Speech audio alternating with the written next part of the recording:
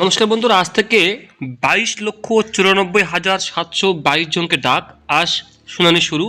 অনেকেরই বাড়িতে যারা এসআইয়ের যে উপরের ফর্মটা ফিল আপ করে নিচের দিকে ঘরগুলো ফাঁকা রেখেছেন, তাদের প্রত্যেকের জন্য কিন্তু এসআইআর হবে এবং তাদেরকে যে 11টি নথির কথা বলা হয়েছে তার মধ্যে আপনাকে আমি বলে রাখি, আমি এই সমস্ত নথি না থাকলেও যে কোনো একটা পুরনো কাগজ থাকলে যেটা আপনাকে প্রমাণ করে যে আপনি ভারতীয় বা আপনি ভারতের বাসিন্দা, ভারতে ছিলেন, ভারতেই আপনি আছেন, তো সেক্ষেত্রে আপনি যে কোনো একটি পুরনো কাগজ যেটা প্রমাণ করবে, কোম্পানি হোক, সরকারি হোক, বেসরকারি হোক, সেটা আপনার শো করলেই হবে। এই নিয়ে চিন্তা কোনো কারণ নেই। সারা রাজ্যের মতো আজ শনিবার থেকে উত্তর 24 পরগনা জেলাতেও শুরু হচ্ছে এসআইআর শুনানি। এই শুনানিতে মুখোমুখি হতে হবে প্রায় 23 লক্ষ ভোটারকে শুনানি হতে হবে এবং প্রচুর যে জেলা আছে সেই জেলাগুলোতে কিন্তু বন্ধুরা এটা শুরু হচ্ছে। এবার দেখুন, যেটা মেন বেসিক সেটা চলে আসি আমরা।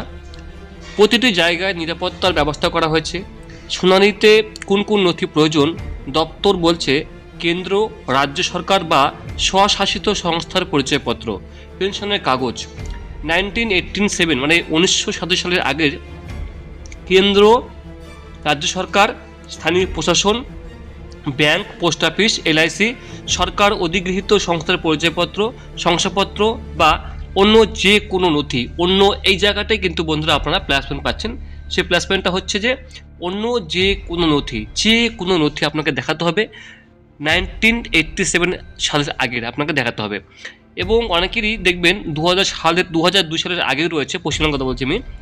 2002 সালের আগে যদি আপনার কোনো কাগজ থাকে সেটাও কিন্তু আপনি দেখাতে পারেন। যেমন আপনার যেটা অনেকে একটা ভালো খবর, সেটা হচ্ছে যে একটা থাকে না বাচ্চাদের, শিশুদের যে কার্ড থাকে না, একটা পোলিও খাওয়ার যে কার্ড থাকে শিশুদের, মায়েদের, সেটাও কিন্তু আপনার বাবা মায়ের কিন্তু পরিচয় হতে পারে।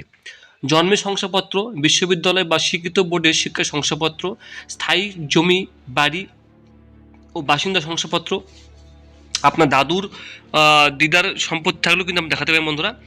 এছাড়াও বৈধ এসসি এসটি ওবিসি সার্টিফিকেট। এদিকে শুনানি নিয়ে উদ্বিগ্ন মতুয়াগড় বনগাঁ, কারণ এই এলাকায় বনগাঁ মানে দক্ষিণ 24 পরগনা জেলায় কিন্তু খুব ঝামেলা হচ্ছে।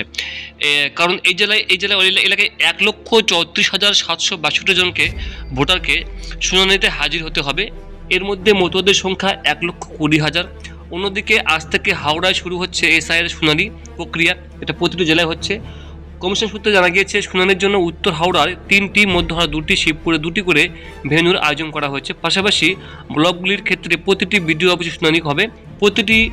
প্রতিদিন প্রায় 500 জন করে শুনানিতে ডাকা হবে বলে জানা গিয়েছে।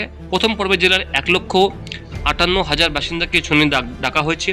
শুনানি প্রক্রিয়ায় বিএলওদের পাশাপাশি উপস্থিত থাকবেন ইআরও, মাইক্রো অবজারভার।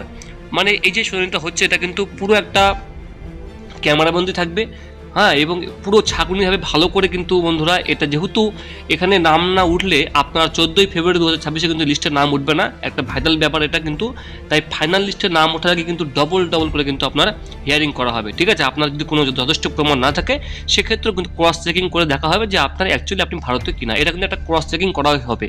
তো বাবা দেখবে এবং এটা খুব সিরিয়াসলিভাবে বন্ধুরা দেখবে ওরা, যাতে কোনো সমস্যা না হয়ে থাকে, যাতে আপনি ভারতীয় বাসিন্দা হয়ে থাকেন কিন্তু আপনার কোনো ডকুমেন্ট নেই, সেটাকে বন্ধুরা ক্রস চেকিং করে আপনাকে কিন্তু অ্যাপ্রুভ করে দেওয়া হবে, যাতে 2026-এর যে 14ই ফেব্রুয়ারি লিস্ট হবে সেই লিস্টে যেন আপনার নাম থাকে। তো এভাবে বন্ধুরা হবে। আপনাদের যদি কোনো প্রমাণ থাকে এরকম কিছু, অবশ্যই যোগাযোগ করবেন। Thank you so much.